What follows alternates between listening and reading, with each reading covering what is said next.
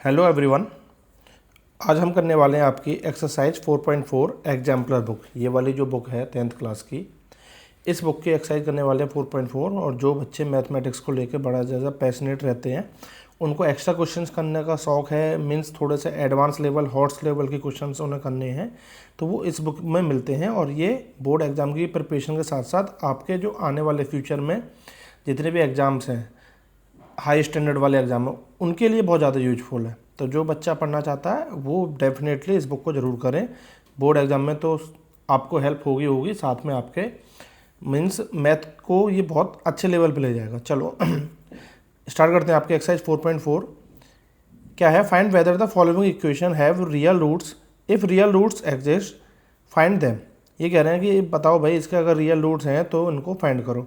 देखो, अगर आपने मेरी कोई पहली वीडियो देखी है 4.4 से पहले, 4.3, 4.2 या एनसीईआरटी जो मेन बुक है इसकी, उसको देखा है, और अगर उसके बाद भी आप इन क्वेश्चंस को नहीं कर पा रहे हैं, तो फिर कोई फ़ायदा नहीं है कि या तो पढ़ाने का मेरा या आपका पढ़ने का। ठीक है ना? ये तो बहुत बेसिक क्वेश्चंस हैं जो कि आपको हो जाने चाहिए, मेरा ये मानना है।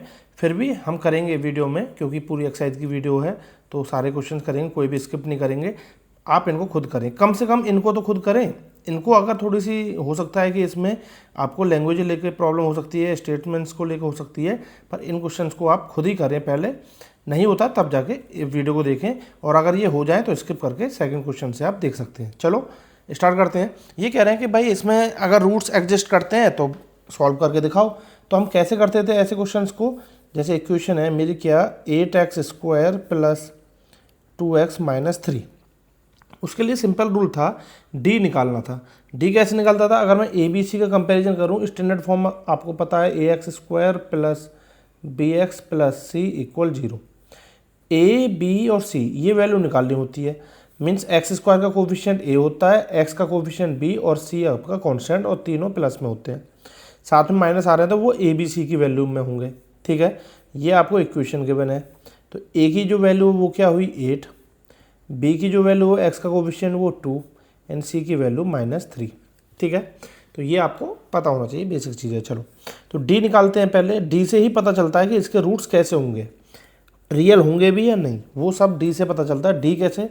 d फॉर डिस्क्रिमिनेंट कैसे निकालते हैं हम? b² - 4ac। b मतलब 2, 2 का स्क्वायर 4 - 4ac। पहले a × c कर लो, उसका 4 से मल्टीप्लाई कर लेंगे। 8 3 जा 24, 24 और माइनस का वो भी, क्योंकि ये प्लस है ये माइनस है।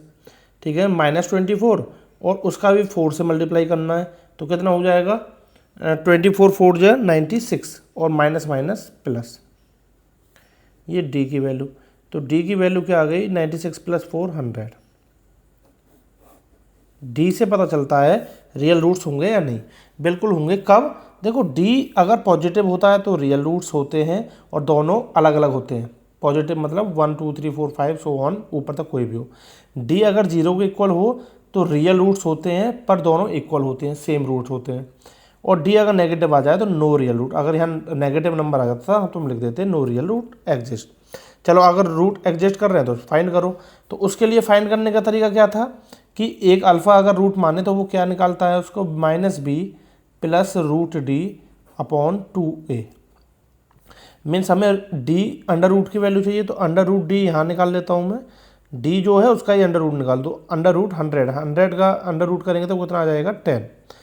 ठीक है भाई, वैसे तो +- 10 होता है, पर आप 10 लेंगे क्योंकि यहाँ पे एक बार हमें प्लस लेना है, एक बार माइनस लेना है, दोनों को हम सॉल्व करेंगे। चलो, अल्फ़ा की वैल्यू निकालना है, मतलब एक रूट की वैल्यू निकाल रहे हैं। वैसे तो x की वैल्यू आएगी ये, तो -b क्या है 2, और माइनस ये, तो ये हो जाएगा -2 + √d क्या था 10/2a। 2 × a की वैल्यू है 8, 8 2 जा 16, क्या आ गया? 10 - 2 8, 8/16 मीन्स 1/2। ये आ गया पहला रूट। वहीं पे अगर आप दूसरा रूट देखने जाएंगे तो वो कुछ नहीं होता है, बस इसी में यह माइनस होता है, एक बार प्लस एक बार माइनस। तो -b -√d/2a, बस यही डिफरेंस होता है। इसीलिए d अगर 0 आ जाता है तो वहाँ पे सेम रूट आते हैं, क्योंकि ये चीज़ में तो अंतर है और वही 0 हो गई, तो ये तो सेम ही रहा ना, -b/2a -b/2a। चलो, तो ये क्या हो जाएगा? -2 माइनस रूट डी की value 10 upon 2a, 2a means 16, 10 और 2 12, माइनस का 12 अपॉन 16, 4 3 जार 12 एंड 4 4 जार 16। तो ये आ गया आपका -3 अपॉन 4। ठीक है भाई, तो ये आ गया आपका क्वेश्चन नंबर फर्स्ट का फर्स्ट पार्ट। चलो नेक्स्ट देखते हैं अब सेकंड क्या दे रखा है, फटाफट करते हैं इनको अब। 2x² plus 3x plus 2 equal 0। ए हमारा 2 है माइनस का, तो डी निकालूंगा फटाफट, b² माइनस 4ac यही लगेगा। तो b² मतलब 3 का स्क्वायर 9 माइनस, और ये a into c minus minus plus, sorry plus minus plus minus हो गया ना, और ये वाला माइनस फॉर्मूले वाला माइनस अलग, तो ये प्लस हो जाएगा, ध्यान रखना है। a इंटू सी अगर नेगेटिव आ रहा है ना तो ये प्लस हो जाएगा। ठीक है, तो 2 2 जा 4, माइनस का 4 आ रहा तो ये प्लस हो गया, और 4 4 जार 16। तो डी की वैल्यू क्या हो गई, 16 प्लस 9 25। रूट डी भी निकाल लेते हैं क्योंकि हमें पता है उसकी ज़रूरत पड़ती है 5। एक रूट हमारा minus b plus root d upon 2a, दूसरा रूट हमें पता है minus b minus root d upon 2a। Solve करते हैं। माइनस बी 3 प्लस का है पर माइनस बी है इसलिए -3 आएगा, -3 प्लस 5 अपॉन 2a। जब 2 इंटू करेंगे 2 2 जा 4, वो भी माइनस का। ठीक है, तो क्या हो जाएगा 5 - 3 2, तो 2 अपॉन -4 कट के क्या बचा, माइनस का 1 अपॉन 2। ठीक है भाई, एक तो ये आया आपका, दूसरा इसको भी निकालते हैं। -3 माइनस रूट डी की वैल्यू है 5 अपॉन 2a, 2a की वैल्यू थी -4, 5 और 3 -8 अपॉन -4, माइनस से माइनस 4 2 जा 8। तो आपकी एक वैल्यू तो आई -1 अपॉन 2, एक आ गई 2। ठीक है, इस तरीके से हम करते हैं। थर्ड वाला देखते हैं फटाफट। 5x² minus 2x minus 10 equal 0। ठीक है, सॉल्व करेंगे। a इंटू सी वही d निकालेंगे, d b² फॉर्मूला आप तो बार बार लिखेंगे, ठीक है ना, आप कंजूसी नहीं करेंगे इसको लिखने में, जितनी बार लिखेंगे आपकी प्रैक्टिस मजबूत होगी। b² मतलब कि -2 का स्क्वायर 4 हो गया, और मैंने बोला a इंटू सी अगर नेगेटिव आए तो यहाँ प्लस का साइन लगाना। जैसे a इंटू सी देख लो, 5 10 जा 50 प्लस माइनस माइनस, तो ये और 54 जा 200, 4ac की वैल्यू ये आई। तो d की वैल्यू क्या आ गई बेटा, d की आ गई 204। अब हमें पता है रूट डी की भी वैल्यू चाहिए, तो रूट डी के लिए क्या करेंगे, 204 के फैक्टर निकाल लेते हैं, जिससे कि पता चल जाएगा रूट डी की वैल्यू क्या है। तो 204 2 से करेंगे 2 1 10 2,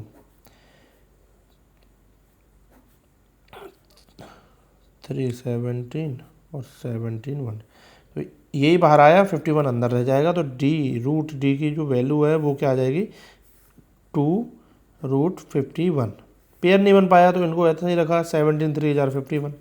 ठीक है, अब रूट जो हम निकालते हैं वो कैसे निकालेंगे, -b plus root d upon 2a, दूसरा -b minus root d upon 2a, -b की वैल्यू क्या है -2, और ये माइनस अलग, तो माइनस माइनस प्लस डी हो जाएगा, मतलब +2 हो जाएगा।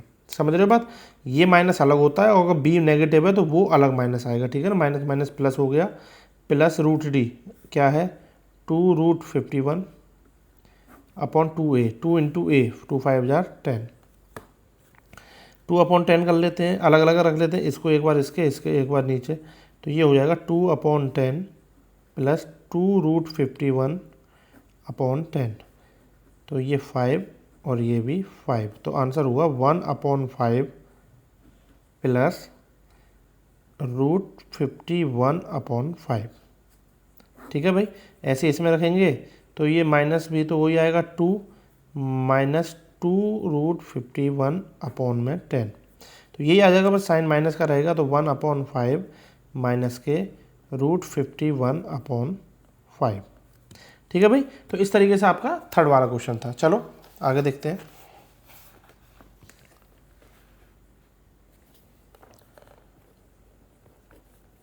फोर्थ क्या है, 1 upon 2x minus 3 plus 1 upon x minus 5 equal 1। और इन्होंने साथ में एक चीज़ और बताई है, x is not equal to 3/2, 5। x की जो वैल्यू 3/2 और 5 नहीं होगी। ठीक है ना, ये दोनों वैल्यू नहीं लेनी है, बस इसका मतलब यही है। चलो उसको देखने क्या हम सॉल्व करते हैं, पहले इसको फिर देखेंगे। ऐसे क्वेश्चन में क्या है, पहले क्वाड्रेटिक बनाओ तभी तो सॉल्व करोगे। तो हम क्या करेंगे, एलसीएम ले लेते हैं इसमें। एलसीएम मतलब कि इसकी मल्टीप्लाई दोनों करेंगे, तो मल्टीप्लाई कर लेते हैं। 2x की जब x से करेंगे तो ये हो जाएगा 2x²। 2x की जब इससे करेंगे तो -5×2 = 10x -3x और माइनस माइनस प्लस 5×3 = 15। इसकी इधर मल्टीप्लाई करेंगे 1 से तो ये x -5 ही रहेगा, प्लस इसकी जब इधर करेंगे तो ये हो जाएगा 2x - 3 = 1।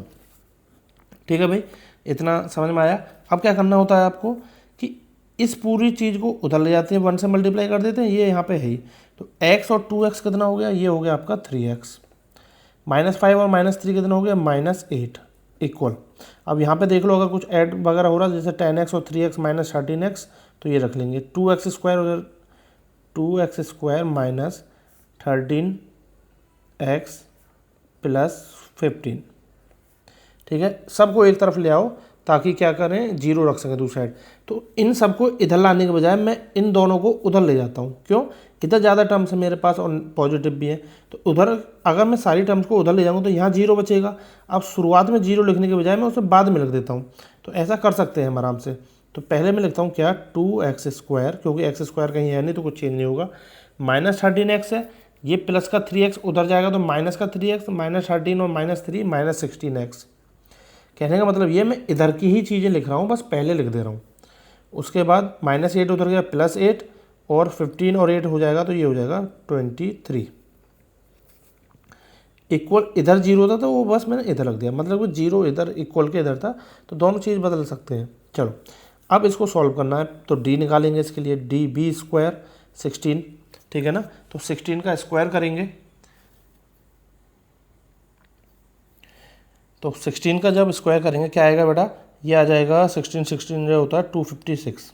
ठीक है ना, अगर नहीं आता तो मल्टीप्लाई कर सकते हैं, माइनस का स्क्वायर प्लस हो जाएगा, -4ac a × c। देखो क्या हो रहा है, 23 2 × 46, तो प्लस का ही है तो यहाँ माइनस साइन ही रह जाएगा, चेंज नहीं करेगा। और 4 से मल्टीप्लाई करेंगे तो कितना हो जाएगा, देखो ऐसे क्वेश्चन को कैसे करता हूँ मैं, 23 2 जा कितना आया था 46, और 46 4 जा, तो मुझे पता है 54 जा 200, 4 कम था, 4 चौक 16, कम कर दो 200 में से, तो 16 कम करेंगे तो 84 आ जाएगा, मीन्स 184। ठीक है, ये आया। अब सब्ट्रैक्ट कर लेते हैं, 6 में से 4 2 गए, उसके बाद 15 में से 8 गए तो 7, और 2 में से 1 नहीं, वो तो कैरी चला गया। ठीक है, 72। डी की जो वैल्यू आई वो कितनी आई, 72। पॉजिटिव है तो ऑब्वियस सी बात है क्या होगा, रूट तो है ही ना, वही तो फाइंड करने हैं हमको। तो बस अब रूट डी निकालना, तो 72 के क्या कर लो, फैक्टर कर लेते हैं। 2 से करेंगे 2 3 = 6 और 2 6 = 12। अगेन 2 से करेंगे 2 1 = 2 8, फिर 2 से 2 9 = 18, और फिर 3 3 = और 3 1 = ये पेयर बन गया, ये पेयर बन गया, ये रह गया 3 2 = 6 6√2। तो रूट डी की जो वैल्यू आई है वो क्या आई, 6√2। ठीक है, अब रूट्स निकाल देते हैं हम, कैसे, वही -b + √d / 2a, दूसरा हमें पता -b - √d / 2a। -b क्या है आपका, b है आपका -16, और ये माइनस प्लस का 16 हो जाएगा, 16 + √d 6√2 / 2a। 2 × a क्या है 2, तो ये हो जाएगा 2 2 = 4। यहाँ पे क्या हो जाएगा, 16 - 6√2 / 4। अलग अलग लिख लो, जैसे हमने पहले क्वेश्चन में किया था, 16/4 करेंगे पहला, तो इधर आ जाएगा 4 प्लस, और इधर करेंगे तो 2 3 जा और 2 2 जा, तो ये हो जाएगा 3√2 / 2। एक रूट तो ये आया तुम्हारा, और दूसरा रूट क्या हो जाएगा, ये भी ऐसे 4 - 3√2 / 2। ठीक है भाई, तो ये हो गया आपका फोर्थ पोर्शन। चलो अब देखते हैं फिफ्थ वाला क्वेश्चन।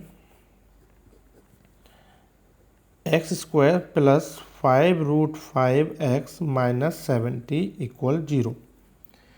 ठीक है, तो क्वाड्रेटिक में ये डी निकालेंगे डायरेक्ट, डी मतलब b² करेंगे, 5√5 का स्क्वायर, 5 का स्क्वायर 25, और √5 का स्क्वायर 5, और 25 5 = 125।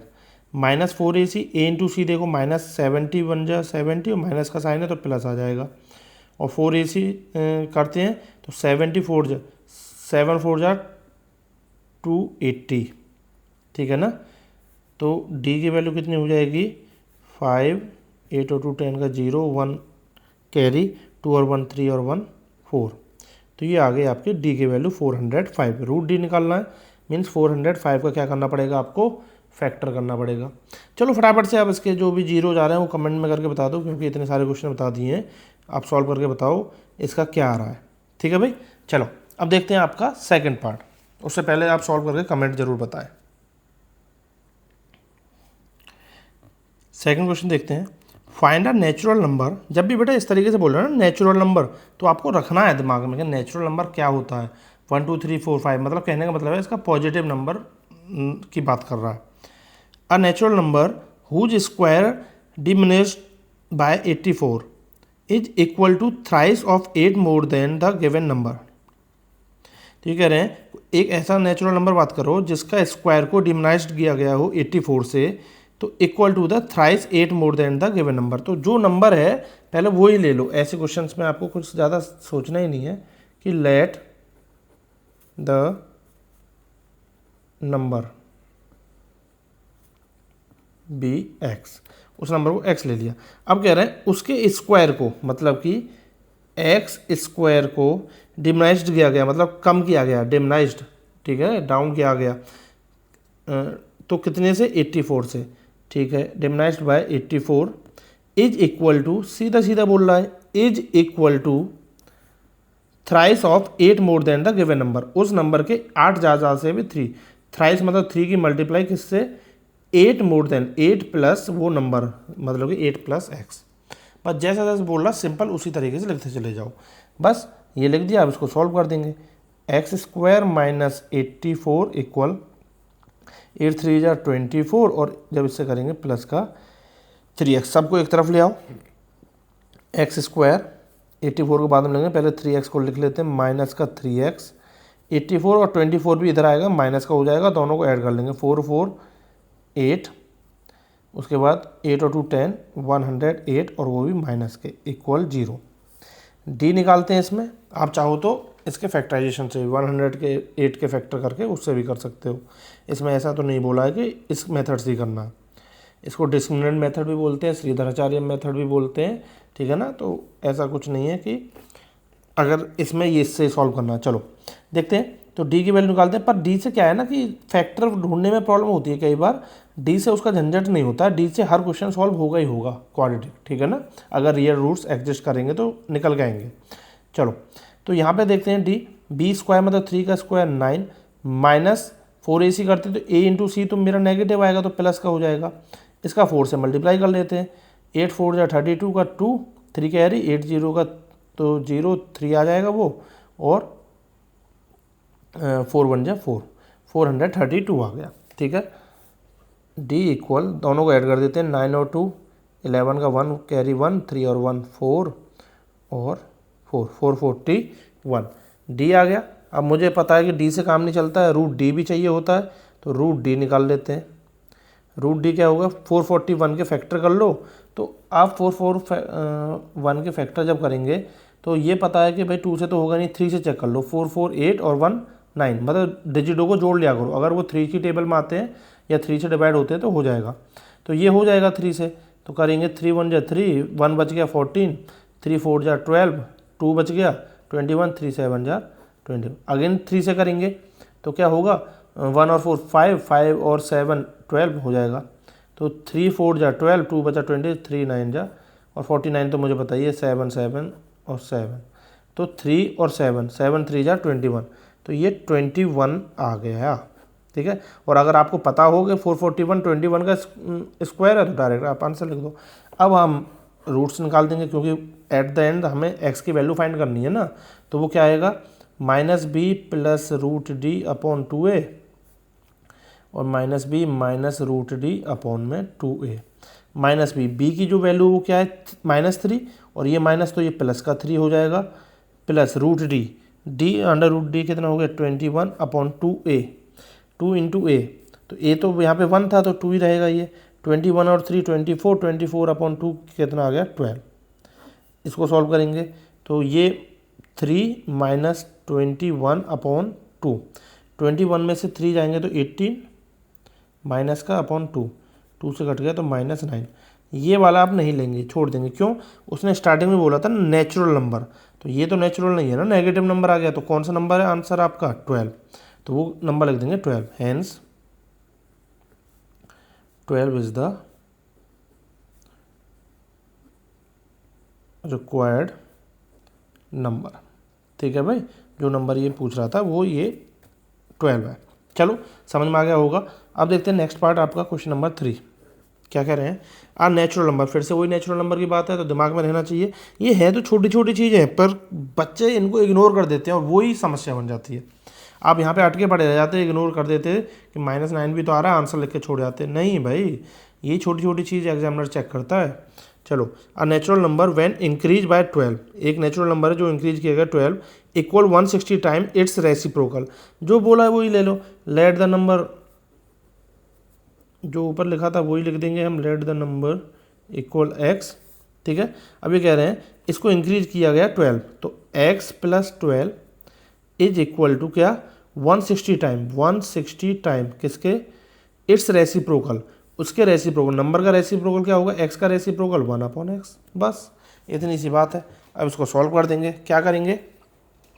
ये जो x है इधर मल्टीप्लाई हो जाएगा, 160 इधर रहने देंगे। x की जब इससे करेंगे तो x² प्लस 12x दोनों से होगा ना इक्वल 160, 160 बन जाए, 160 को इधर ले आओ, ये हो जाएगा x² plus 12x minus 160 equal 0। ठीक है, अब इसको सॉल्व कर देंगे। तो आपके पास अगर 160 की फैक्टर करके 12 ला सकते हैं तो वो ले आओ, नहीं d निकालो डायरेक्ट। जैसे मैं निकालता हूँ तो b² मतलब 12 का स्क्वायर कितना हो गया? 144। ये मुझे पता है स्क्वायर, अगर नहीं पता तो मल्टीप्लाई करनी पड़ेगी। माइनस, तो वो माइनस तो है ही, पर a इंटू सी माइनस का आएगा क्योंकि ये माइनस है, तो माइनस माइनस प्लस। और 16 160 की 4 से करनी है तो 16 4 जा करेंगे जो कि होता है 64 और ये 0। ठीक है, तो अब इनको ऐड कर लेंगे। 4 4 4 8 और 6 और 1 7, तो डी आया मेरा 784। ठीक है भाई, अब क्या करेंगे? इसको रूट डी निकाल देंगे। तो 784 को अगर आप फैक्टर करने जाओगे तो क्या आएगा? 784, 2 से 2 3 जा 6, यहाँ 8 2 9 जा और 2 2 जा, अगेन 2 से करेंगे 2 1 जा, फिर 2 9 जार 18, फिर 2 6 जार 12, अगेन 2 से करेंगे 2 9 जार 18, 2 8 जार, अगेन 2 से 2 4 जार और 2 9 जार 18। ये मुझे पता है 7 7 जा और 7, ये 7 2 2 2 2 जा 4 4 7 जा 28। तो रूट डी की जो वैल्यू है, रूट डी की वैल्यू कितनी आ गई? 28। और अगर आपको पता कि भाई ये 28 का स्क्वायर था तो आप डायरेक्ट आंसर लिख दो। चलो फिर लगाएंगे किस में? रूट्स निकालने के लिए formula -b plus root d upon 2a और -b minus root d upon 2a। यहाँ से आगे आपको पता ही होगा। चलो -b, b क्या है आपका यहाँ पे? प्लस का 12, तो -b तो ये हो जाएगा -12 plus 28 upon 2a, 2 into a की वैल्यू है 1। ठीक है ना, स्टैंडर्ड फॉर्म मतलब इक्वेशन तो मेरी ये आई थी ना, उससे पहले तो सॉल्व कर रहे थे उसको। तो a की वैल्यू है यहाँ 1, तो 2 इंटू 1 2, 28 में से 2 गए तो आपको पता कितना आएगा? 16 अपॉन 2, प्लस का आएगा ना, तो ये हो गया आपका 8। एक आंसर तो ये, इसको भी चेक करना है, छोड़ना नहीं है। तो -b मतलब -12 माइनस 28 अपॉन में 2, दोनों माइनस से जुड़ जाएंगे, जुड़ के 40 हो जाएंगे, पर रहेंगे माइनस के अपॉन 2, तो ये आंसर हो जाएगा -20। इसको छोड़ेंगे, क्यों? नेगेटिव नहीं लेना, नेचुरल नंबर की बात थी, तो वो नंबर नेचुरल नंबर कौन सा होगा? 8। तो आंसर आपका क्या आएगा? 8, जो हमसे पूछा गया था। चलिए, उम्मीद है आपको समझ में आ रहा होगा। चलिए नेक्स्ट देखते हैं आप। Question number 4, a train travelling at a uniform speed for 360 kilometre. Uniform speed का क्या मतलब है कि एक कांस्टेंट स्पीड से जा रही है, ना वो कम हो रही है ना ज़्यादा हो रही है, एक उन्होंने एक स्पीड ऐसी मान ली। और ये रियल लाइफ में तो पॉसिबल नहीं है, पर ये हम क्वेश्चंस में लेके चलते हैं। ठीक है, यूनिफॉर्म स्पीड फॉर 360 किलोमीटर। इस क्वेश्चन को लेकर बहुत ज़्यादा समस्या रहती है बच्चों को, और यहाँ तक है इस वीडियो को जितने लोग देख रहे होंगे वो इस क्वेश्चन की वजह से भी देख रहे होंगे कि सिर्फ ये क्वेश्चन उनको समझ में नहीं आ रहा होगा। कोई दिक्कत नहीं, आप सही जगह पे हो। इस क्वेश्चन को लेके जितने भी डाउट है ना वो अभी क्लियर करूंगा मैं आपको, और भविष्य में आपको ऐसे क्वेश्चंस को कैसे सॉल्व करना, क्या अप्रोच रखनी है, वो भी मैं बताऊंगा। देखो ये कह रहे हैं, a train travelling at a uniform speed for 360 kilometre would have taken 48 minutes less to travel the same distance if its speed were 5 km per hour more. Find the original speed of the train. Train की जो original speed है, मतलब uniform जो speed है, वो find करनी है। सबसे पहले तो जो चीज़ फाइंड करनी है उसी को आप x ले लो। तो मैं वही ले लेता हूँ, क्या, लेट, क्वेश्चन नंबर है ये 4, लेट द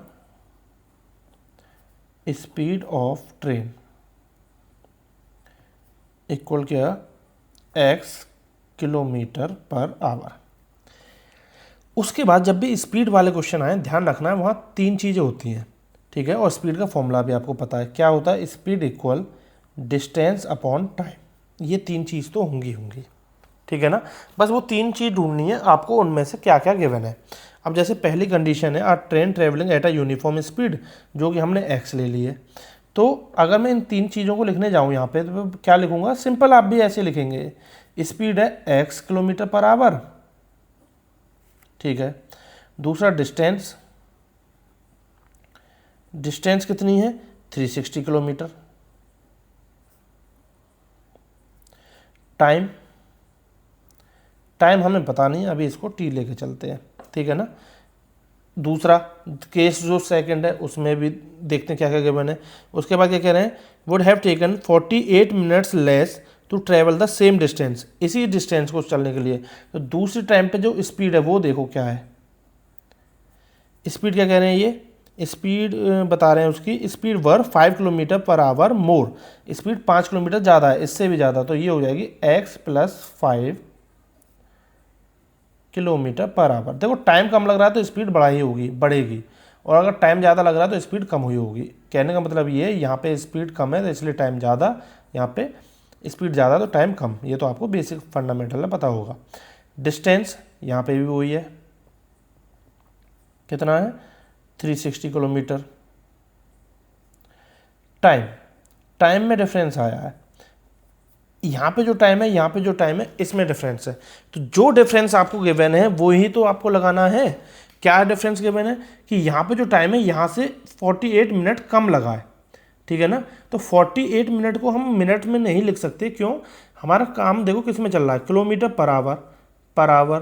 किलोमीटर की डिस्टेंस दे रखी है, अगर ये अलग मीटर वीटर में होता तो हम इसको चेंज करते, बट डिस्टेंस किलोमीटर में और स्पीड मेरी किलोमीटर पर आवर में, तो टाइम को भी हम आवर में ही लिखेंगे।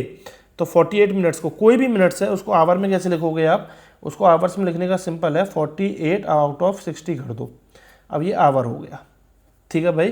तो इसको काटेंगे तो कितना हो जाएगा, ये हो जाएगा 8/10, मतलब कि 4/5, 12 से काट दो, 12 4 जार 48 एंड 12 5 जार 60, 4/5। तो टाइम हो गया इसका क्या, इससे भी इतना कम। तो इसका जो नया टाइम है वो क्या लिखेंगे हम, या तो आप इसमें से इतना कम कर दो, t - 4/5, ठीक है, ये हो गया आपका नया टाइम। तो आपको ये ही ढूंढना है, बस जैसे ही आप ये लिखोगे तो आपके माइंड में क्लिक कर जाएगा। आपको ढूंढना ये है कि भाई मुझे डिफरेंस किस चीज़ में दे रखा है, इसमें दे रखा था वो हमने लिख दिया, जो कांस्टेंट चीज़ है वो रख दी, जो आपको क्वेश्चन में गिवन है। जैसे यहाँ टाइम का मुझे डिफरेंस गिवन था 48 मिनट्स, तो मैं वही डिफरेंस लिख दूंगा। कैसे लिखूंगा, अगर मैं टाइम यहाँ पे निकालूं अलग से, अगर आपको इस तरीके से भी नहीं समझ में आ रही चीज़ें तो आप ऐसे भी लिख सकते हो कि मैं यहाँ पे जो टाइम है वो यहाँ से फॉर्मूला निकालूँ, देखो टी को इधर ले जाऊँ, एस को इधर आ जाएगा, तो टाइम का जो फॉर्मूला है वो क्या बनेगा, डिस्टेंस अपॉन स्पीड। टी उधर गया ट्रांसपोजिशन मेथड से और स्पीड यहाँ गया, तो टाइम का बन गया डिस्टेंस अपॉन स्पीड। तो डिस्टेंस कितनी है, 360 किलोमीटर अपॉन में स्पीड है x। यहाँ पे जो टाइम है वो कितना बनेगा, यहाँ पे टाइम बनेगा आपका 360 अपॉन में x + 5, और इन दोनों टाइम का डिफरेंस ही तो 48 मिनट्स था। तो इनमें से ज़्यादा टाइम कहाँ लग रहा है, यहाँ पे। इसमें से इसको माइनस करूँगा तभी तो 48 मिनट आ रहा है। समझ रहे हो बात या नहीं? अगर मान लो यहाँ 4 घंटे लग रहे थे और यहाँ 3 घंटे लग रहे हैं, अंतर कितने का है, 1 घंटे का। वो कैसे निकालेंगे, इसमें से इसको माइनस कर देंगे। तो ये टाइम ही तो लिखा हुआ है, बेशक ये इस टर्म्स में लिखा हुआ है डिस्टेंस, और तो वही तो चीज़ है इस फॉर्मूले का यूज। तो आपको ये देखना है। तो अगर मैं इसका देखूंगा तो इसमें से इसको माइनस करूंगा तो 4/5 आएगा। तो वही चीज़ यहाँ पे लिखी हुई है बस, ठीक है। तो टाइम की जो वैल्यू है वो ये है 360/x, तो वही मैं यहाँ पे लिखूंगा -4। तो आप इससे भी डायरेक्ट कर सकते हो। देखो कैसे, 360/x माइनस ये वाला टाइम जो नया वाला टाइम है अपॉन x + 5, कितने का डिफरेंस आ रहा है, 4/5 आवर का, क्योंकि आवर में ही लिखेंगे इसको, यहाँ पे 48 मिनट नहीं लिख सकते। दोनों टाइम का डिफरेंस गिवन था, वही हमने लिख दिया। बस ये इक्वेशन फाइंड करनी है आपको, आपका क्वेश्चन सॉल्व। समझ गए बात को? बस ये आप चीज़ लिख देना तो आपका काम हो जाएगा। यहाँ पे भी हमने जो टाइम लिखा था t, जो टाइम ये लग रहा था इससे इतना कम लग रहा था जो ये नया टाइम आता, ठीक है ना। नया टाइम ये है तो उसको इक्वल के ये इसके इक्वल लगते हैं, t - 4/5 इक्वल, तो ये इधर आएगा और ये उधर चला जाएगा। उसका कहने का मतलब ये होता। तो आप इसको अभी साइड में रखें, एक ही चीज़ पे फोकस करते हैं। तो दोनों का टाइम रखा, क्योंकि इसका डिफरेंस दे रखा था, तो इस फॉर्म में लिख दो आप, इस वाले फॉर्मूले का यूज करके। कई जगह पे डिस्टेंस का डिफरेंस दे रखा हो सकता है, कोई तो एक चीज़ कांस्टेंट होगी, वहाँ स्पीड कांस्टेंट होगी या टाइम कांस्टेंट होगा, कुछ ना कुछ कांस्टेंट होगा। कांस्टेंट नहीं, कॉमन, दोनों में सेम होगा। तो जो सेम है तो उसको छेड़ेंगे ही नहीं। स्पीड हमें निकालनी है तो बचा गया टाइम, टाइम का डिफरेंस दे रखा था वो ऐसे रख दिया। चलो, उम्मीद आप समझ गए होंगे। अब इसको सॉल्व कर दो, एलसीएम ले लो। तो ये एलसीएम क्या होगा, x की इससे मल्टीप्लाई करेंगे तो x² + 5x, x + 5 की इधर मल्टीप्लाई कर लेंगे तो कितना हो जाएगा, या फिर एक काम करते हैं, चलो अभी कुछ नहीं, मल्टीप्लाई कर लेते हैं डायरेक्ट। तो ये हो जाएगा बेटा 360x प्लस 360 की 5 से मल्टीप्लाई करेंगे तो कितना हो जाएगा, 5 0 का 0, 5 6 जा 30 का 0, 3 कैरी, और 5 3 जा 15 और 3 1800, माइनस x के इससे करेंगे तो 360x इक्वल 4/5। ठीक है भाई, 360x माइनस ये तो कट गया, 5 को इधर और इसको 4 से मल्टीप्लाई कर देंगे तो ये हो जाएगा 1800 इक्वल 4/5 मल्टीप्लाई में क्या, x² + 5x। इससे आगे आप सॉल्व जैसे करना चाहो वो कर सकते हो, वो कोई मतलब कोई फिक्स तरीका नहीं है। 4/5 हम इधर जाएगा तो मैं इधर ले आता हूँ इसको, 1800 मल्टीप्लाई 5/4। ठीक है भाई, तो इसको आप सॉल्व करेंगे, इक्वल क्या हो जाएगा, x² + 5x। काट दो इसको 4 से, 4 4 जा 16, 2 बचा 20, 4 4 जा 16, फिर कितना बचा 4 40, 8 4 जा नहीं, 1 मिनट, 4 4 जा 16, 2 बचा 20, तो 20 है ना, 4 5 जा 20, 4 5 जा 20 और ये 0, 450 आया। 4 × 5 कर लेंगे तो कितना हो जाएगा, 5 0 का 0, 5 5 जा 25 का 5, 2 कैरी, 5 4 जा 20, 2250 इक्वल x² + 5x। सबको एक तरफ लिख लो, x² + 5x माइनस 2250 इक्वल 0। बस ये बन गया आपकी स्टैंडर्ड फॉर्म। ठीक है भाई, अब इसको सॉल्व कर लो। यहाँ से आपका x आ जाएगा। x क्या था हमारा, ट्रेन की स्पीड, यही तो पूछ रहा था। तो सॉल्व कर लेते हैं, d निकालते हैं। d क्या होता है, वही आप चाहो तो इसके फैक्टर करके भी निकाल सकते हो, मैं तो d वाला मेथड ही अपनाता हूँ। तो 5 का स्क्वायर 25, माइनस माइनस प्लस, क्योंकि a × c माइनस है तो माइनस माइनस प्लस, और इसकी 4 से मल्टीप्लाई करेंगे। 4 से मल्टीप्लाई करके कितना होगा, 4 0 का 0, 4 5 जा 20 का 0, 2 कैरी, 4 2 जा 8 और 2 10 का 0, 1 कैरी, 4 2 जा 8 और 1 9, 9000। तो ये हो जाएगा d कितना, 9025। रूट d चाहिए हमें, तो 9025 अगर आप देखेंगे तो ये 95 का स्क्वायर होता है। रूट d आ गया। फॉर्मूला आपको पता ही होगा, -b + √d/2a। -b क्या है आपका, +5, तो ये हो जाएगा -5 + √d कितना, 95/2a। 2 × a तो यहाँ 1 ही है तो 2 ही रहेगा। 95 में से 5 गया तो 90/2 कितना हो गया बेटा, ये 45, ठीक है। दूसरी भी निकालेंगे साथ में, तो वो कितना हो जाएगा -5 माइनस 95 अपॉन में 2। 95 और 5 कितना हो गया 100, माइनस के 100 अपॉन 2, तो ये -50 छोड़ देंगे इसको, क्योंकि स्पीड नेगेटिव नहीं होती। नेगेटिव कैसे स्पीड होगी, बैक गियर में थोड़ी ना चला रहे हैं उसको, ट्रेन को, तो वो पहुँचेगी नहीं वहाँ तक जहाँ पे जाना है हमें। तो इसको छोड़ देंगे, तो हमारी जो स्पीड है वो कितनी हो गई 45 किलोमीटर पर आवर, ये लिख देंगे। ट्रेन ऑफ द स्पीड या original speed of the train is 45 kilometre per hour. उम्मीद है समझ गए होंगे चीज़ें। तो जो डिफरेंस आपको गिवन है बस उसको देख लेना है और उसी को पकड़ कर सॉल्व करते चले जाओ, आंसर आपका आ जाएगा। चलो अब देखते हैं आपका next part, question number 5।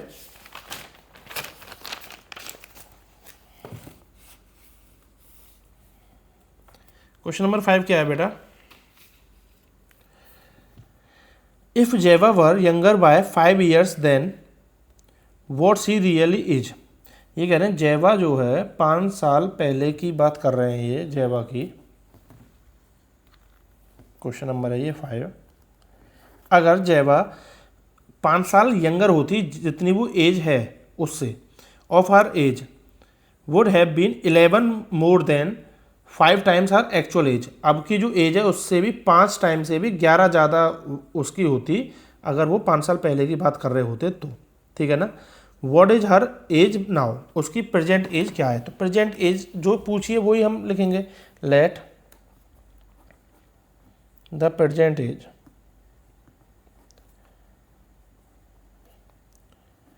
Of Zeba कितनी है x। पर ये बात करें if Zeba were younger by 5 year, अगर 5 साल यंगर होती तो कितनी एज होती उसकी,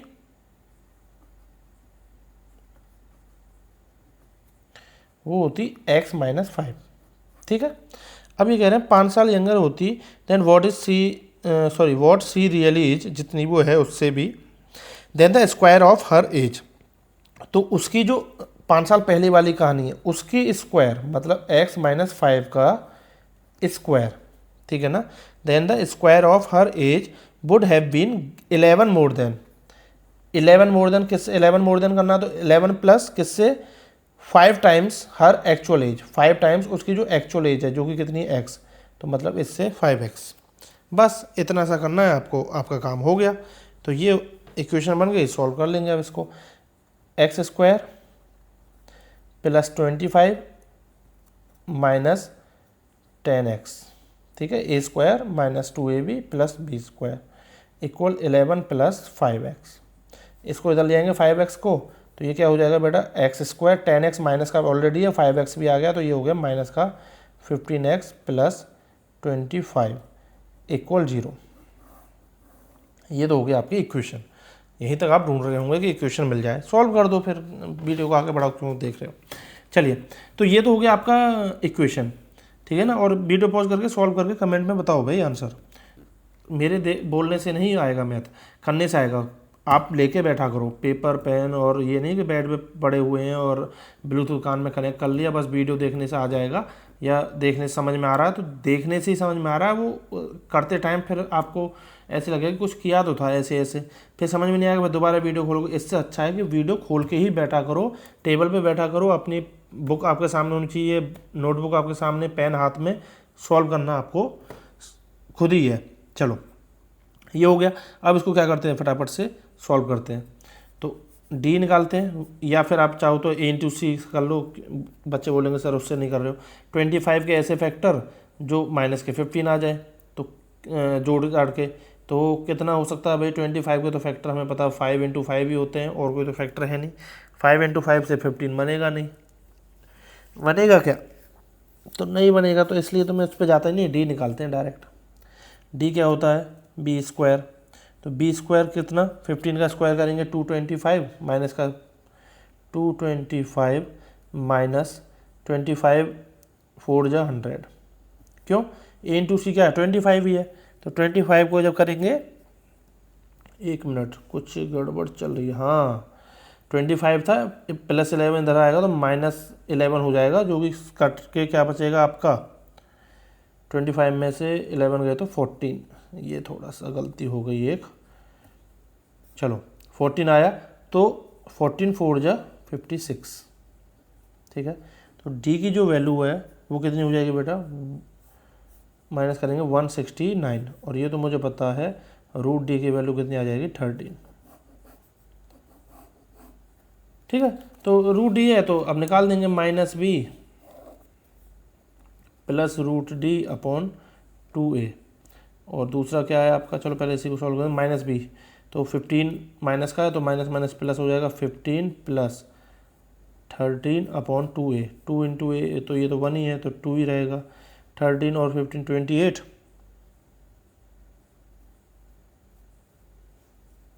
अपॉन 2, तो कितना आ गया 14।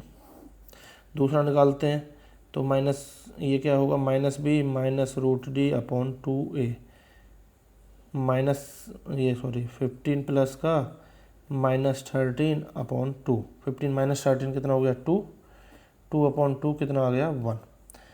तो भाई उसकी प्रेजेंट एज 1 तो होगी नहीं, क्योंकि 5 साल पहले की कहानी बात कर रहे हैं हम, तो 1 से 5 साल पहले कहाँ जाओगे माइनस में, तो माइनस में एज थोड़ी ना होती है, तो उसकी एज प्रेजेंट एज क्या होगी, प्रेजेंट एज ऑफ, किसकी बात कर रहे हैं, जयवा की, इक्वल 14 ईयर्स, ठीक है। आपकी क्या आई थी वो भी कमेंट में ज़रूर बताएं। चलो अब देखते हैं आपका next question, question number 6। At present Asha's age in years is 2 more than the square of her daughter Nisha's age. देखो ये क्वेश्चन थोड़ा सा कंफ्यूजिंग सा कर देता है बच्चों को। क्या कह रहे हैं, at present Asha's age, Asha की एज की बात कर रहे हैं, in years is 2 more than the square of her daughter Nisha's age. तो निसा की जो एज है उसके भी स्क्वायर से 2 ज़्यादा है आशा की एज, जो कि उसकी माँ है। तो निसा की एज से ज़्यादा है तो निसा की एज को x ले लेते हैं। तो हम क्या करेंगे, लेट द एज ऑफ निशा, क्या ले लेते हैं x, देन एज ऑफ आशा जो कि उसकी मातेश्री है। तो क्या करेंगे, square of her daughter square करेंगे एक्स स्क्वायर, उससे भी 2 ज़्यादा एक्स स्क्वायर प्लस 2, ठीक है। ये हो गया। फिर कह रहे हैं when Nisha grows to her mother's present age, जब निशा अपनी मदर की प्रेजेंट एज पे पहुंच जाएगी, जैसे सपोज करो कि इसकी एज आज के टाइम पे अगर मान के चलो 5 है और ये बढ़ के क्या हो जाए आगे जाके, ऐसा तो नहीं है मैंने सही आंसर लग दिया हो, 5 है और ये आगे इसकी एज है 30। जब ये 5 से 30 पे पहुंच जाएगा तो कैसे पहुंच जाएगा, इसमें से इसको माइनस कर दो, 30 माइनस 5 25, तो 25 जोड़ के तो पहुंचेगा। समझ रहे हो मेरी बात को। तो ये जो एज है जब यहाँ पे पहुंचेगी, कब पहुंचेगी वो 25 ईयर, जितनी मदर बढ़ी है उतनी एज के बाद, ठीक है। तो ये भी तो बढ़ जाएगी, तो ये उसकी बात कर रहे हैं। चलो देखते हैं क्या कर रहे हैं। Nisha grows to her mother's present age, Asha's age would be 1 year less than 10 times the present age of Nisha. जो आशा की एज होगी वो निशा की प्रेजेंट एज के कंपैरिजन में दे रखी है, ठीक है। तो क्या कह रहे हैं वो समझो। पहले तो ये समझो कि क्वेश्चन क्या है कि जब भी ये निशा है अपनी माता जी की एज के बराबर हो जाएगी तो माता भी वहीं थोड़ी ना बैठी रहेंगी कि बेटा तू आ जा मेरे बराबर में आ जा, नहीं ऐसा थोड़ी ना होता है। एज तो कॉन्स्टेंटली बढ़ती रहती है ना, सबकी सेम उस पर स्पीड में बढ़ती है, जितनी इसकी बढ़ेगी इतनी इसकी बढ़ेगी। तो इसकी कितनी बढ़ेगी, ये तो यहाँ से यहाँ पहुँच जाएगी, नई एज कितनी हो जाएगी इसकी एक्स स्क्वायर प्लस 2, क्योंकि माता की जो एज है वहीं तो पहुँच जाएगी, ये 25 साल लगेंगे। तो माता की एज कितनी बढ़ेगी, इसमें से इसको माइनस कर दो उतनी बढ़ जाएगी, 30 माइनस 5, तो मदर की एज जो आएगी वो क्या हो जाएगी, x square plus 2 minus x. समझ रहे हो बात को। या और डाउट को आपको क्लियर करना है तो न्यू एज अलग लिख लो, क्या लिख देता हूं मैं, न्यू एज, ठीक है, समझाने के लिए लिख रहा हूं खाली। तो निशा की क्या होगी, निशा की होगी बेटा एक्स स्क्वायर प्लस 2 माता जी के बराबर, और माता की कितनी होगी, माता की होगी जो इसकी एज थी उसमें जितनी निशा ने बढ़ी है। जैसे यहाँ पे 30 थी, 30 में से 5 माइनस कर दी, 25 बढ़ा दो इसकी, ऐसे इसमें से इसको माइनस कर दो, उतना बढ़ा दो इसमें जो उसकी एज है। तो मतलब कि इसमें से इसको माइनस कर दोगे तो x square plus 2 minus x, ये भी किस में बढ़ानी है, इसी में, एक्स स्क्वायर प्लस 2, तभी तो माता की एज आएगी। तो ये हुई मदर की न्यू एज, ठीक है ना। तो इसमें क्या कर सकता है कुछ, एक्स स्क्वायर कितना हो जाएगा 2x square minus x plus 4, ये हो गई माता जी की न्यू एज, यही वो बात कर रहे हैं, ठीक है। अब उसके बाद क्या कह रहे हैं ये, फाइंड द प्रेजेंट, उसके बाद भी इन्होंने एक कंपेरिजन दे रखा है क्या, Asha's age would be 1 year less than 10 times the, जो ये एज है, अभी तो इक्वल 0 हम लगा नहीं सकते अपनी तरफ से, ये तो न्यू एज आई ना, तो ये किसके इक्वल है 2x square minus x plus 4 equal कितने के 1 year less than 10 times the present age of Nisha, Nisha की जो प्रेजेंट एज थी x, उसके भी 10 टाइम्स है 10x, 1 year less than the 10 times the present age, इससे भी एक कम 1 ईयर लेस, तो ये इसके इक्वल है, ठीक है बेटा, समझ गए हो गया बात को। पहले तो आपने निशा की एज लिखी जो कि x थी, फिर उसकी मदर की एज लिखी जो कि है एक्स स्क्वायर प्लस 2 पहली कंडीशन के अकॉर्डिंग। अब ये कह रहे हैं जब निशा अपनी माता की एज के बराबर हो जाएगी तो वो तो चलो यहाँ पे पहुँच जाएगी, ये कहाँ पहुँचेगी, ये पहुँचेगी इन दोनों का जो डिफरेंस था, क्योंकि एज का डिफरेंस, जैसे मैं आपसे बोलूँ आपका भाई आपकी उम्र से आज आधा है और आपकी एज है 10, तो आपको बोलोगे आप मेरे भाई की 5 है। मैं बोलूँ जब आप 50 के हो जाओगे आपके भाई की एज क्या होगी, अगर आप बोलते हो 25 तो आप गलत हो गए, क्योंकि आधी एज नहीं होती है, एज का डिफरेंस सेम चलता है, कांस्टेंट चलता है। तो एज का डिफरेंस वहाँ कितना था 5 ईयर, 10 में से 5, अब तुम्हारे जो भाई की एज होगी 45 होगी, क्योंकि वो भी इतने साल बढ़ गया, 10 से आप 50 पे पहुँचे 40 साल बाद, तो वो भी 40 साल बढ़ गया ना। तो वही चीज़ यहाँ पे डिफरेंस देखो, इसका डिफरेंस कितना था, इसमें से इसको माइनस किया वो डिफरेंस हुआ, उतना ही तो बढ़े हैं आगे, तो बस इसमें हमने उसको जोड़ दिया था, इसमें से इसको माइनस किया वो डिफरेंस जो कि ये था, और इसको हमने जोड़ दिया इसमें, तो ये आएगी इक्वेशन। अब ये कह रहे हैं ये किसके इक्वल थी 10 टाइम्स जो प्रेजेंट एज है निशा की, उससे भी एक कम, बस इसको सॉल्व कर दो आप। 2x स्क्वायर 10x को उधर लागो माइनस एक्स, तो ये हो जाएगा माइनस का 11x, और प्लस 4 है, ये इधर आ गया +1, तो ये +5 इक्वल 0, ठीक है। उम्मीद है आपको समझ में आ गया होगा। तो इस तरीके से आप क्या करेंगे, इसको सॉल्व करेंगे और इक्वेशन बनाएंगे, ठीक है। और अगर ये चीज़ भी नहीं समझ में आ रही है तो इतना कर सकते हो, जो न्यू एज है उसको आप लिख लो। मैं एक और सिचुएशन बना के दिखा देता हूँ आपको, न्यू एज कैसे लिख सकते हैं। निशा की तो आपको पता है, निशा की न्यू एज कितनी हो जाएगी, वो तो हो जाएगी एक्स स्क्वायर प्लस 2, और आशा की कितनी हो जाएगी, आशा की न्यू एज इन्होंने बोला था 10 टाइम्स जो निशा की ओरिजिनल एज है उसके 10 टाइम्स से एक कम, मतलब 10x - 1। ये नई वाली एज है, ये पुरानी वाली एज है, डिफरेंस तो दोनों का सेम रहेगा ना। ऐसे भी सोच सकते हो आप कि इसमें से इसको माइनस करूँ जब भी उतना ही आएगा, इसमें से इसको माइनस करूँ तब भी उतना ही आएगा। जैसे मैंने अभी भाई का एग्जांपल दिया था आपको, ठीक है, आपके भाई वाला एग्जांपल था कि आप अगर 10 के हो, आपके भाई की एज 5 है, आज आधी आपसे, तो अब जब आप 50 के हो गए तो आपके भाई की एज कितनी हो जाएगी 45, डिफरेंस तो उतना ही रहेगा ना।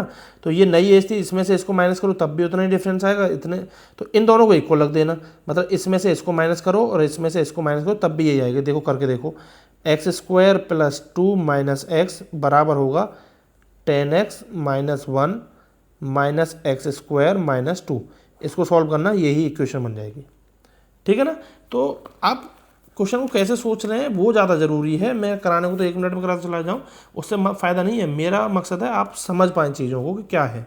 चलो, तो अब इसको सॉल्व कर लेंगे, तो d की वैल्यू निकाल लेते हैं, या आप चाहो तो वो लगा दो, a × c करेंगे तो 5 × 2 = 10, 10 के फैक्टर जो 11 आए तो कर देंगे, 2x square minus 10 × 1 = 10 minus 1x plus 5 equal 0।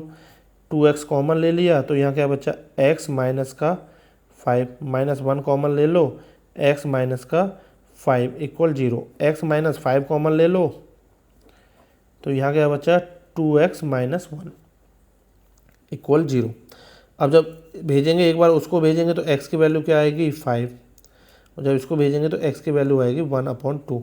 आधे साल थोड़ी ना होगी प्रेजेंट एज, ठीक है ना, कौन सी होगी 5, तो यही आपको लेनी है। तो निशा की जो प्रेजेंट एज है वो तो 5, और मदर की उस समय कितनी हो जाएगी 27, ठीक है। आधे साल का गेम थोड़ी ना चल रहा है कि आधे साल इसकी एज हुई, वो नहीं है, इसको नेगलेक्ट कर देंगे, तो ये ले लेंगे x5। चलो, उम्मीद है समझ में आ गया। वो क्वेश्चन को खुद कीजिए तब ज़्यादा और ज़्यादा बेहतरीन समझ में आएगा, नहीं आता तो आप वीडियो को रिपीट कर देना फिर इस क्वेश्चन को। अब देखते हैं आपका 7th क्वेश्चन।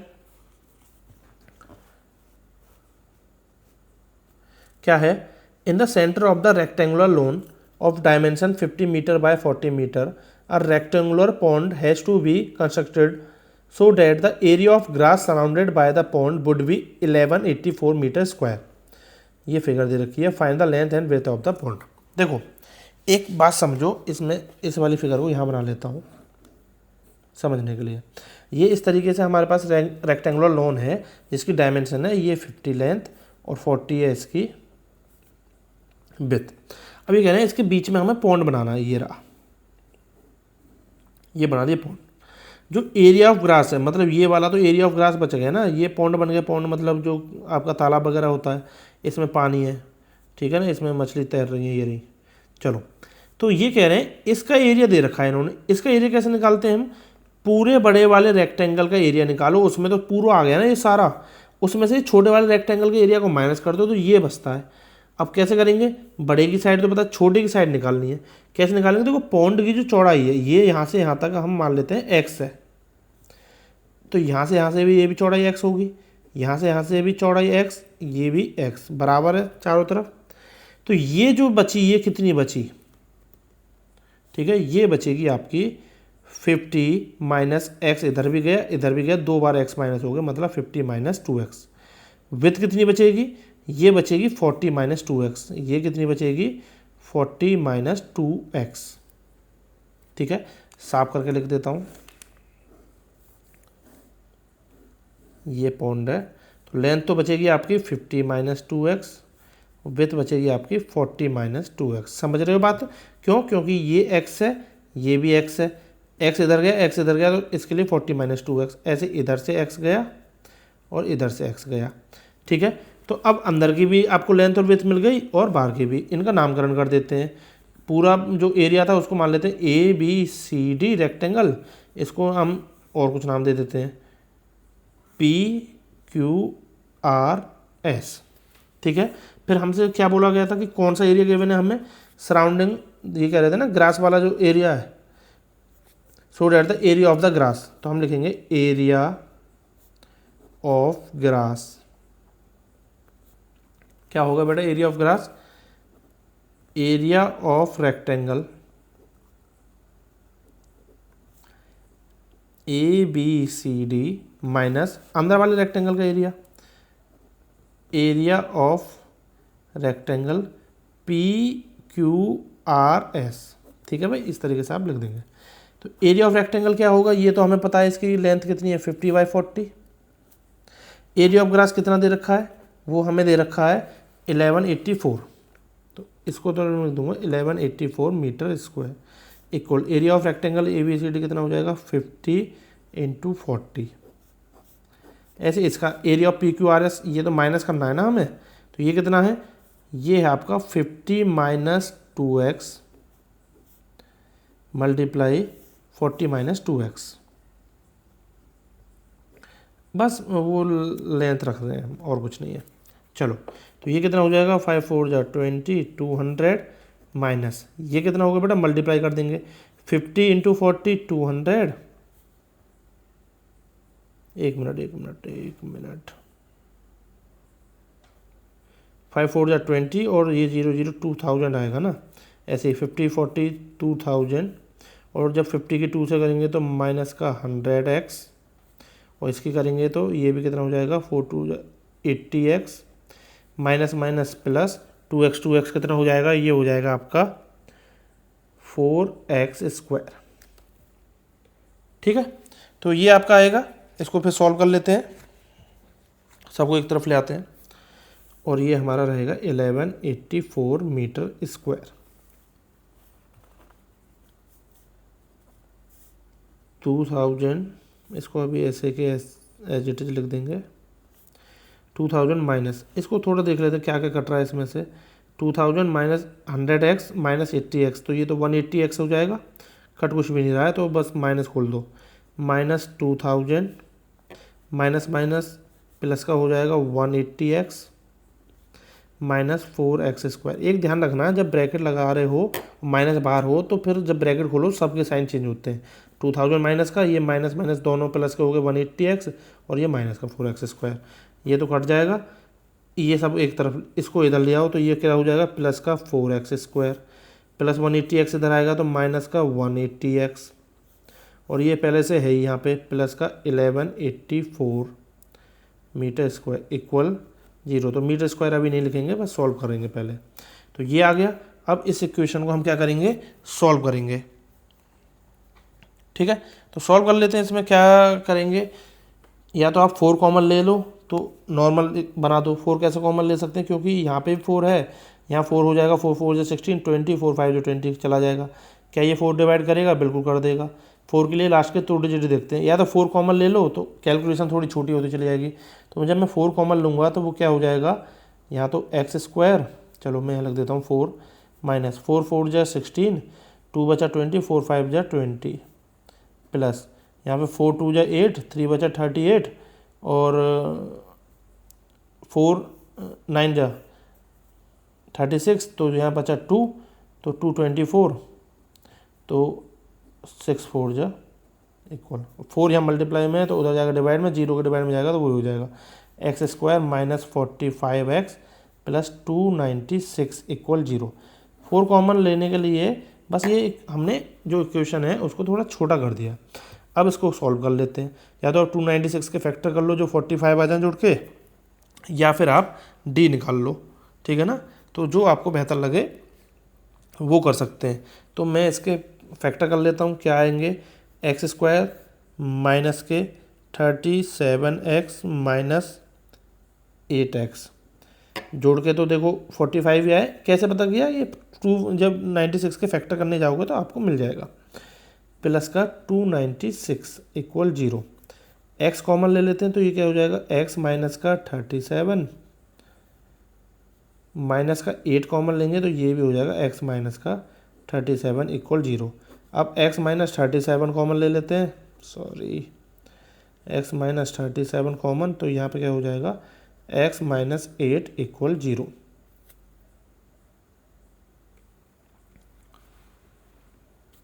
ठीक है भाई।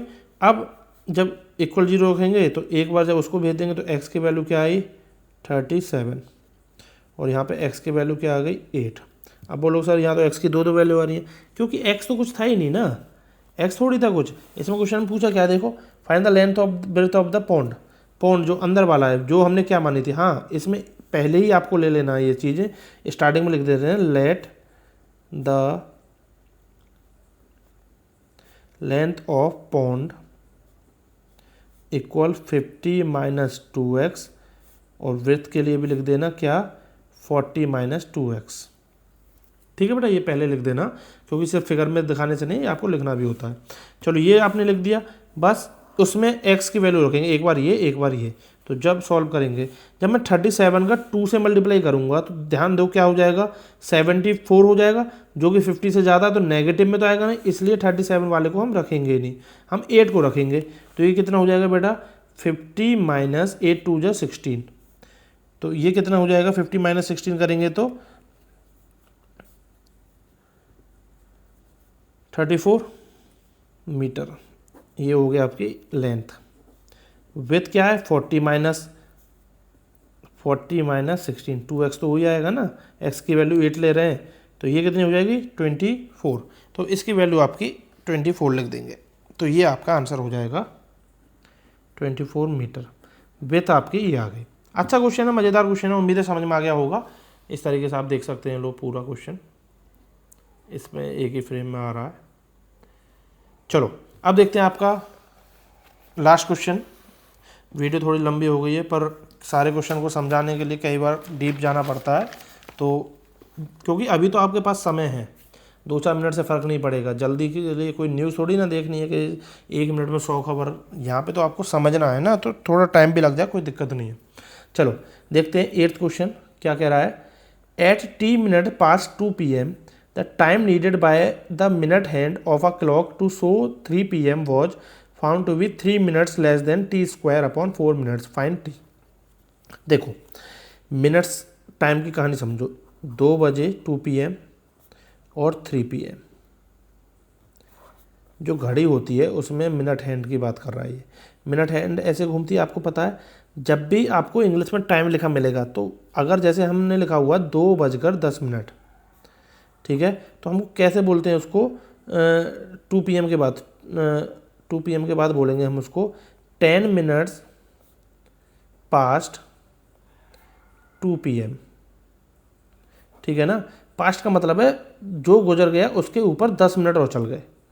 2:10, 2:10, 2 बजने के बाद 10 मिनट, तो 2 तो पास्ट हो गया ना, तो हम लिखेंगे 10 मिनट्स पास्ट 2 PM, ठीक है।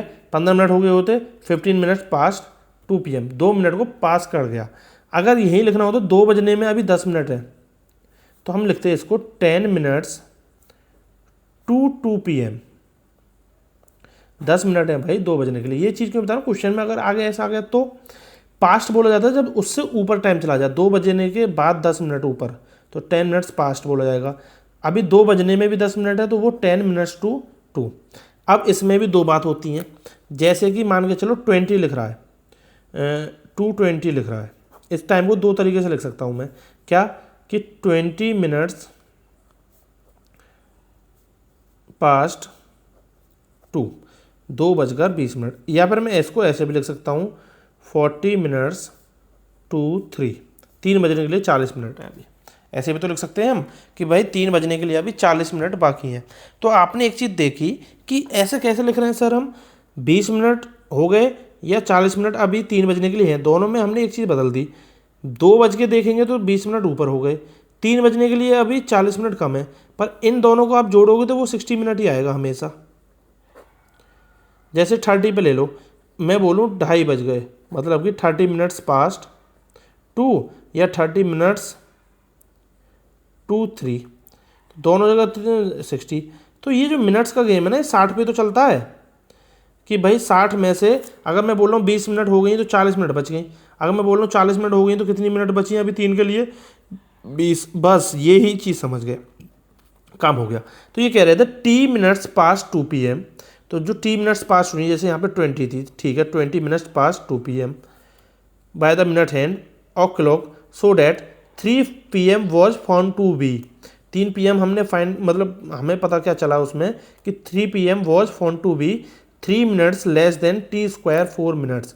जो मिनट हैंड को अभी देखो, at T minutes past 2 PM the time needed by the minutes hand, minutes hands के द्वारा टाइम अभी कितना और चाहिए 3 बजने के लिए, 3 मिनट्स लेस देन T² -4। तो बस वो ये टाइम हो गया। अगर T मिनट्स तो पास वाले में आ रहा है और दूसरे में क्या आ रहा है, T² अपॉन 4 -3, 3 मिनट कम है ना, तो इन दोनों का सम कितना होगा 60 मिनट।